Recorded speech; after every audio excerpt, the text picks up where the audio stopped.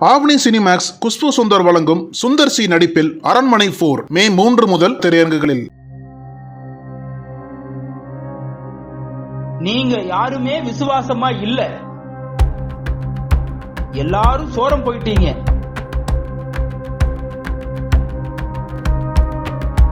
கொஞ்சம் கூட வெட்கமே இல்லையா?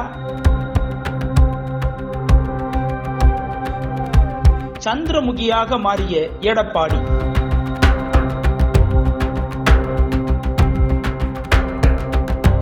எம்ஜிஆர் மாளிகையில் நக்கீரன் எஃபெக்ட்.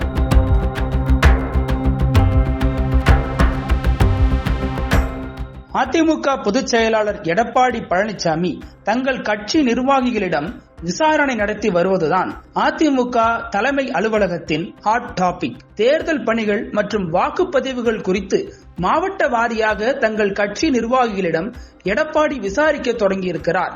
முதல் கட்டமாக சென்னை, காஞ்சிபுரம், திருவள்ளூர் ஆகிய மாவட்ட தொகுதி பொறுப்பாளர்கள், மாவட்ட செயலாளர்கள் மற்றும் நிர்வாகிகளை அழைத்து 23ஆம் தேதி விசாரித்திருக்கிறார். அப்போது கட்சி நிர்வாகிகள் பலரையும் நீங்க எல்லாம் சரியா வேலை செய்யலன்னு தெரியுது என்றபடி கடுமையாக விளாசினாராம். குறிப்பாக சென்னை அதிமுக மாவட்ட செயலாளர்கள் பலருக்கும் செம டோஸ் விழுந்திருக்கிறது. அப்போது நீங்க கேட்ட மாதிரி நம்ம ஆட்சியில சம்பாதிக்க வழியை ஏற்படுத்தி கொடுத்த, கோடி கோடியா சம்பாதிச்சீங்க. தேர்தலில் அதிமுகவை ஜெயிக்க வைக்க உங்க காசை செலவு செய்வதாகவும் சொன்னீங்க. ஆனா ஒருவரும் ₹1 கூட எடுக்கல. இதில் கட்சி தலைமை கொடுத்த பணத்தையும் வேட்பாளர்களுக்கு செலவு பண்றேன்னு சொல்லி நீங்களே அமுக்கியிருக்கீங்க. உங்களுக்கெல்லாம் வெட்கமே இல்லையா என்று எடப்பாடி நொந்து கொண்டாராம். கொந்தளிப்பாக எகிரிய எடப்பாடியிடம் விளக்கம் தர சென்னை அதிமுக மாவட்ட செயலாளர்கள் முயன்ற போதும் அவர்களை பேச விடாமல், நீங்கள் யாரும் விசுவாசமா இல்ல, உங்கள் யோக்கியதை என்ன என்பது எனக்கு தெரியும், நீங்க எப்படியெல்லாம் சோரம் போனீங்க என என்னிடம் பெரிய லிஸ்டே இருக்கு. உங்க மீது நம் வேட்பாளர்கள் கொடுத்த புகார்களை சொன்னா நீங்க தாங்க மாட்டீங்க. இந்த லட்சணத்துல பதில் சொல்ல கிளம்புறீங்க என்றும் காரமாக கூறி அவர்களை உட்கார வைத்து விட்டாராம். இதுவரை எடப்பாடியிடம் இப்படி ஒரு கோப முகத்தை தாங்கள் பார்த்ததே இல்லை என்கிறார்கள் அதிமுகவின் சென்னை மாவட்ட செயலாளர்கள்.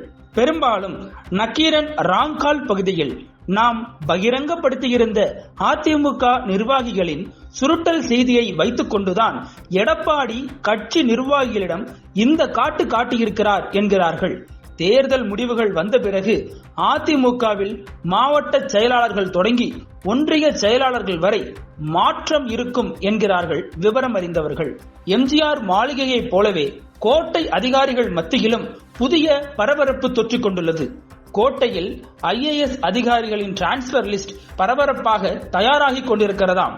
விரைவில் இந்த பட்டியல் வெளிவர இருப்பதால் அது குறித்த பரபரப்பு பல துறைகளிலும் நிலவுகிறது. அதில் மின்வாரிய சேர்மன் ராஜேஷ் லக்கானியும் சென்னை மாநகராட்சி ஆணையராக இருக்கும் ராதாகிருஷ்ணனும் மத்திய அரசு பணிக்கு செல்ல இருக்கிறார்களாம். அதனால் இவர்களின் இடத்தை குறிவைத்து IAS அதிகாரிகள் பலரும் காய்களை நகர்த்தி வருகிறார்களாம். இதற்காக பெரிய பெரிய இடங்களிலெல்லாம் அவர்கள் முட்டி மோதி வருகிறார்களாம். அதே போல திருச்சி மாவட்ட ஆட்சியருக்கும் சிக்கல் என ஒரு தகவல் உலா வருகிறது. திருச்சி மாவட்ட ஆட்சியராக இருக்கும் பிரதீப் குமார் மணல் மாஃபியா கரிகாலனுக்கு ஆதரவாக செயல்படுவதாக புகார் எழுந்துள்ளது.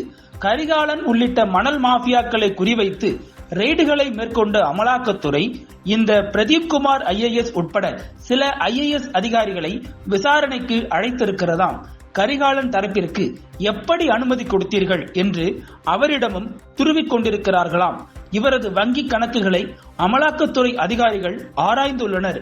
எனவே அவர் மீதும் கடும் நடவடிக்கை பாயும் என்கிறார்கள் அவர் ரகசியங்களை அறிந்த வருவாய்த்துறையினர். தமிழகத்தின் அரசியல் புலனாய்வு வரலாறு நக்கீரன் பப்ளிகேஷன்ஸ். இந்த கோடை விடுமுறையை புத்தகங்களுடன் கொண்டாடுங்கள். கோடை காலத்தை முன்னிட்டு ஏப்ரல் 23 முதல் மே 30 வரை நக்கீரன் வெளியீடுகளான அனைத்து நூல்களுக்கும் 25% சிறப்பு தள்ளுபடி. புத்தகங்களால் கோடையை கொண்டாடுவோம்.